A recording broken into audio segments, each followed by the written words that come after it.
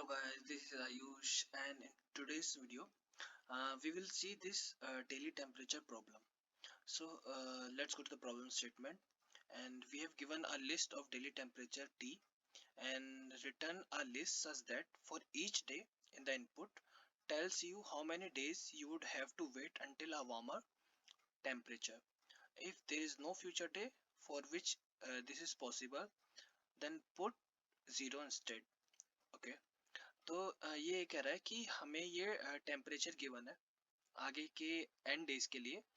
तो किसी एक पर्टिकुलर डे पे जाके खड़े हो जाओ और उसके आगे हमें बताना है कि उससे ज़्यादा टेम्परेचर कौन से दिन आएगा, कितने दिन बाद आएगा। जैसे 73 के लिए 73 से आगे देखा तो 74 जो उससे ज़्यादा गर्म दिन है वो कितने दिन बाद आया, एक दिन में ही आ गया। वैसे ही 74 के लिए 75 एक दिन में आ गया। अब 75 के लिए देखें तो 1, 2, 3 और 4। 76 के लिए कुछ नहीं होगा और 73 के लिए कुछ नहीं होगा। तो अगर इसकी ब्रूट फोर्स अप्रोच देखें पहले, तो ब्रूट फोर्स अप्रोच सिंपल है। क्या करेंगे, हम वेक्टर लेंगे एक सबसे पहले इंट का, और इसको हम मान लेते हैं RES, और इसको हम दे देते हैं T डॉट साइज। ये क्या बताता है, जो हमें इनपुट वेक्टर है उसका साइज। और मैं क्या करूंगा, फॉर लूप लगाऊंगा इंट i इक्वल टू 0 से लेके i लेस देन n तक, i प्लस प्लस, और for int j equal to 0 से लेके j लेस देन n तक, और j प्लस प्लस। 0 से नहीं, i से लगाएंगे, और i भी i। ओके, तो यहाँ पे हम i से लगाएंगे। और हम क्या करेंगे, दो फॉर लूप में मैं एक पर्टिकुलर इस पे जाऊंगा, और जैसे ही मुझे ग्रेटर एलिमेंट मिलेगा मैं आंसर स्टोर करके वो फॉर लूप ब्रेक कर दूंगा। कैसे, मैं चेक करूंगा क्या इफ जो हमारा t ऑफ i है क्या वो स्मॉलर है t ऑफ j से। ठीक है, और आप ऐसे ही बोल सकते हो t of greater than equal to है, क्योंकि 0 भी हो सकता है आंसर। तो मैं यहाँ पे क्या करूँगा कि जो मेरा आंसर जो RES वेक्टर है उसके ith इंडेक्स पे मैं क्या कर दूंगा, j माइनस आई स्टोर करा लूँगा और यहाँ से ब्रेक करा लूँगा। जब मैं ब्रेक करा लूँगा एंड में रिटर्न कर दूंगा RES वेक्टर। बट इसकी जो टाइम कॉम्प्लेक्सिटी होगी वो क्या होगी, ऑफ n स्क्वायर होगी, क्योंकि हम हर एक के लिए एलिमेंट के लिए पूरा एरे ट्रेवर्स कर रहे हैं। तो n एलिमेंट्स के लिए n टाइम्स मुझे ट्रेवर्स करनी होगी। तो वर्स्ट केस कॉम्प्लेक्सिटीज की क्या रह जाएगी, ऑफ n स्क्वायर रह जाएगी। तो इसलिए ये TLE देगा। तो अभी क्या कर सकते हैं, इसको एक और बार देख लेते हैं। जैसे कि मैं 0th एलिमेंट पे आया 73, और मैं यहाँ पे स्टार्ट हुआ 73 से, तो इसको यहाँ से ये आना चाहिए। हाँ, और क्योंकि क्या होगा, अगर ये इक्वल वाला साइन आ जाएगा तो 73 is greater than equal to 73, तो आंसर ही 0 स्टोर करके ब्रेक हो जाएगा, बट उसका आंसर 74 है। तो मैं ऐसे करूँगा, यहाँ पे ब्रेक हो जाएगा। अब मैं क्या करूँगा, जो मैं इनिशियलाइज करूँगा वेक्टर को, वो इनिशियली 0 से इनिशियलाइज कर दूंगा सारी वैल्यूज। तो ये हर एक के लिए चलेगा, जैसे 74 के लिए भी चलेगा, 75 के लिए, एंड तक सबके लिए। तो अभी हमारा ऐसा हो जाएगा, सॉल्व हो जाएगा पूरा, बट इसमें टाइम लिमिट एक्सीड आएगा क्योंकि वो n स्क्वायर आएगा। तो अभी क्या कर सकते हैं, तो इस प्रॉब्लम की बात करूं मैं, तो ये एक प्रॉब्लम सॉल्व हो सकती है जो हमने स्टैक की सीरीज में किया था, next greater element on the right वाला। तो उसको हम स्टैक से कर सकते हैं। तो इसको सॉल्व करने के लिए सबसे पहले हमें वो वीडियो देखनी पड़ेगी जिसमें हमने स्टैक में सॉल्व किया था नेक्स्ट ग्रेटर एलिमेंट और इन एन एरे, और next greater element in a circular array.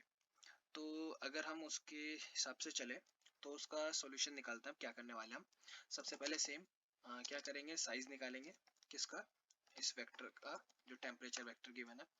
फिर एक स्टैक यूज करेंगे जिसमें हम इंडेक्सेस स्टोर करेंगे हर एक टेम्परेचर के, और एक वेक्टर बनाएंगे जिसको हम बोलते हैं इंट वेक्टर, और जिसको मैं बोल देता हूँ RES, और इसको मैं बोल देता हूँ n, क्योंकि साइज हो गया और मैंने इसको इनिशियलाइज कर लिया 0 से।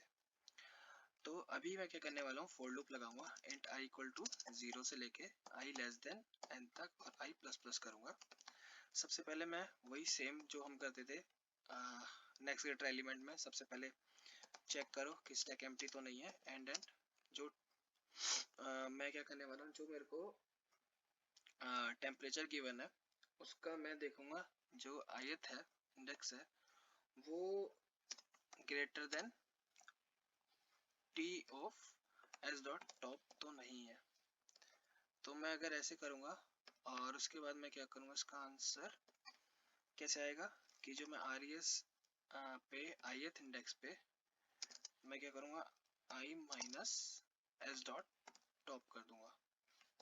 तो i minus s dot top करने के बाद मैं क्या करूंगा, s डॉट पॉप कर दूंगा और बाद में s dot push ith index कर दूंगा। और ये हो गया। बाद में जितने भी एलिमेंट्स मेरे पास स्टैक में बचे होंगे, तो वाइल वहाँ पे हम पहले क्या करते थे, उसमें -1 पुट कर देते, और यहाँ पे हम क्या करने वाले हैं, इसमें उस इंडेक्सेस पे जाके जो हमारा s डॉट टॉप है वहाँ पे हम 0 पुट करने वाले हैं और उसको स्टैक में से निकालने वाले हैं। तो यहाँ पे इसकी रिक्वायरमेंट नहीं पड़ेगी। तो एक बार इसको हम चेक कर लेते हैं। ठीक है, तो एंड में हमें रिटर्न करना होगा res। तो अगर हम इसका ड्राई रन एक बार करके देखें सही किया है या नहीं किया है हमने, तो जैसे नेक्स्ट गेटर एलिमेंट की बात करते हैं पहले। नेक्स्ट गेटर एलिमेंट वाली जो हमारी प्रॉब्लम थी उससे कैसे है, क्योंकि ये जो एलिमेंट है 73, इसका नेक्स्ट ग्रेटर एलिमेंट है 74, तो इन दोनों के इंडेक्सेस का डिफरेंस देखें तो एक दिन का गैप आ रहा है। तो यही आंसर है, क्योंकि हमें वामर ही बताना है। वामर में क्या होगा, हमारा हमें क्या बताना है कि पहला ऐसा दिन बताना है उस पर्टिकुलर डे के लिए जो टेम्परेचर ज़्यादा हो। तो इसलिए वही प्रॉब्लम है ये। तो अगर देखी जाए ये प्रॉब्लम, तो ये सबसे पहले क्या किया, i इक्वल टू 0 के लिए हमने चेक किया, स्टैक अभी एम्प्टी थी, स्टैक में कुछ भी नहीं था। तो हम स्टैक की बात करें, ये स्टैक है हमारे पे और ये हमारे पे res वेक्टर है। ठीक है, और जो हमें गिवन है एक टेम्परेचर वेक्टर। तो सबसे पहले पास आया हमारे, हमने देखा स्टैक जो थी वो स्टैक एम्प्टी है, तो ये वाइल लूप नहीं रहेगा। तो हमने 73 को ट्रेवर्स कर लिया, और जब हमने 73 को ट्रेवर्स कर लिया तो स्टैक में क्या डाला मैंने, 0। स्टैक में 0 डाल दिया। ठीक है, अब मैंने क्या किया, again i equal to increment किया, मतलब हमने 74 को देखा, 74 स्टैक जो है वो खाली नहीं है, तो मैं अंदर घुसा। फिर मैंने वाली कंडीशन देखी, क्या t ऑफ i ग्रेटर है s डॉट टॉप के, हाँ है, 74 is greater then 0 of t, 0 of t is 73। तो मैं क्या करूंगा, उस ith पे, ith इंडेक्स कौन सा, जो मैं यहाँ पे हूँ जो कि 1 है, तो उसके मैं जो 1 वाले इंडेक्स पे जाके, अभी मैं इसको ऐसे मान लेता हूँ कि 0 था इनिशियली, -1 है सब वैल्यू, क्योंकि मुझे यहाँ पे दिखाना भी है। तो मैं क्या बोलता हूँ, फर्स्ट इंडेक्स पे जाके i minus s dot top करना है। तो i क्या है मेरा 1 और s डॉट टॉप क्या है 0, तो यहाँ पे आ गया मेरा 1।